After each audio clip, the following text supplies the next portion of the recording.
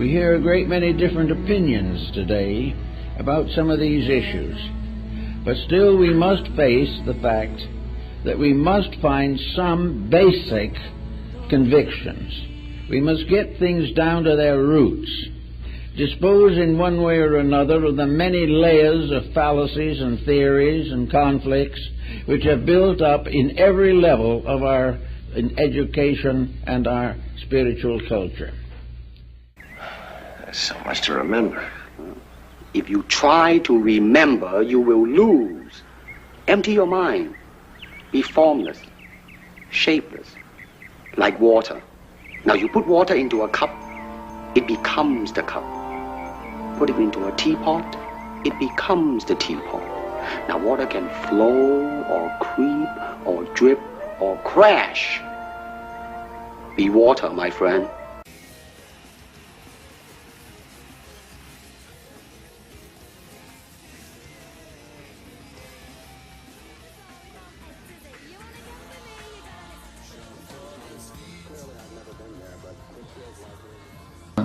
He was saying that a couple of us smart guys will decide what the great thoughts are, and every student will memorize them, and that's education. But basically, education comes down to values, at first and foremost. What is the point of education? It really has to do with the way people behave. It has to do with the way they approach society, the way they think about the world around them. When you have kids that are given an A, one kid's given an F, it's immediately going to create animosity. So I would say that the biggest challenge for education is to really understand what the problems are that people have, and to create a social attribute which allows people to avoid things like jealousy, to promote working together and cooperation, not competition. Our deepest fear is not that we are inadequate. Our deepest fear is that we are powerful beyond measure. It is our light, not our darkness, that most frightens us. Your playing small does not serve the world. There is nothing enlightened about shrinking so that other people won't feel insecure around you. We were all meant to shine as children do. It's not just in some of us, it's in everyone. And as we let our own light shine, we unconsciously give other people permission to do the same. As we are liberated from our own fear, our presence automatically liberates others. And what is real is you and your friends and your associations, your highs, your orgasms, your hopes, your plans, your fears. And we're told, no, we're unimportant, we're peripheral, get a degree, get a job, get a this, get a that, and then you're a player.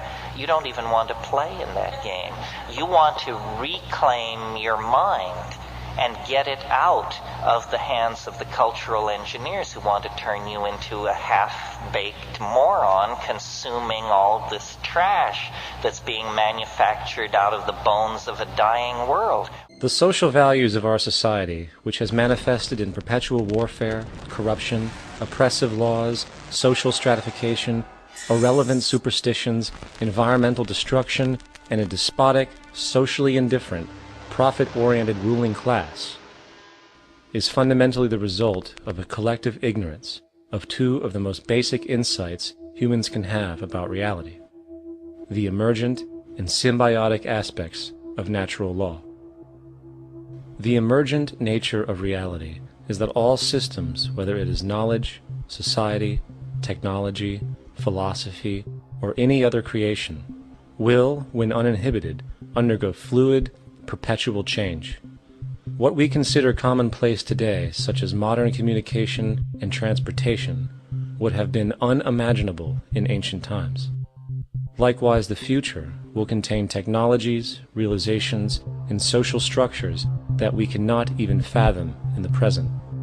We have gone from alchemy to chemistry, from a geocentric universe to a heliocentric, from believing that demons were the cause of illness to modern medicine. This development shows no sign of ending, and it is this awareness that aligns us and leads us on a continuous path to growth and progress. Static, empirical knowledge does not exist. Rather, it is the insight of the emergence of all systems we must recognize. This means we must be open to new information at all times, even if it threatens our current belief system and hence identities. Sadly, society today has failed to recognize this, and the established institutions continue to paralyze growth by preserving outdated social structures.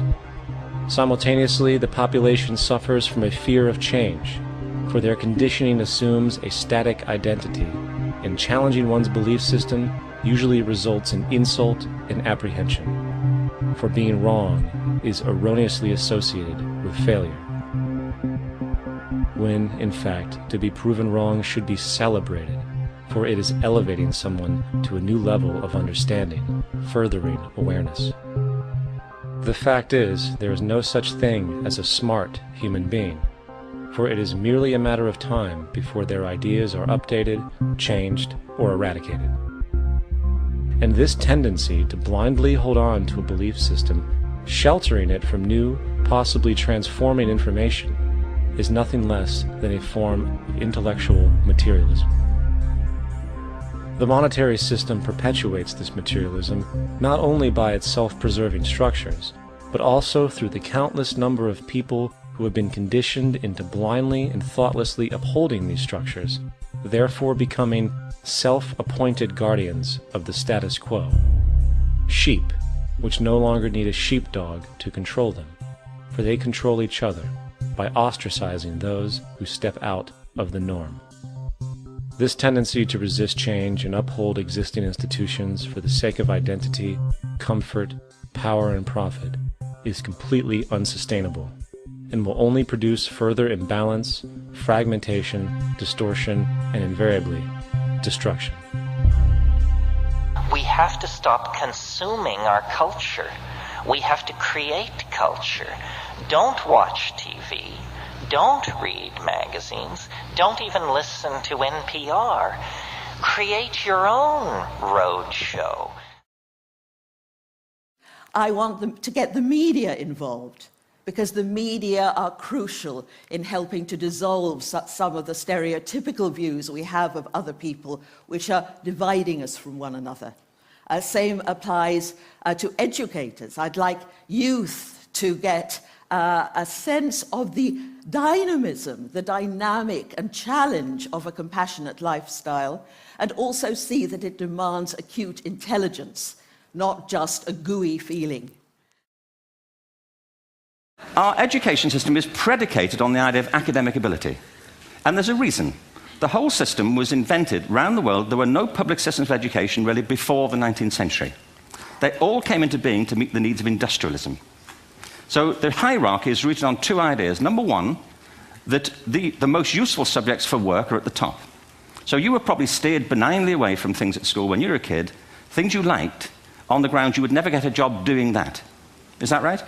Don't do music, you're not going to be a musician. Don't do art, you won't be an artist. Benign advice. Now, profoundly mistaken.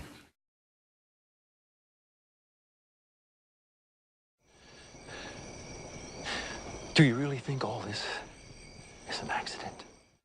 Always look on the bright side of life. Always look on the light side of life. If life seems jolly rotten, there's something you've forgotten, and that's to laugh and smile and dance and sing. When you're feeling in the dumps, don't be silly chumps. Just purse your lips and whistle, that's the thing. And always look on the bright side of life.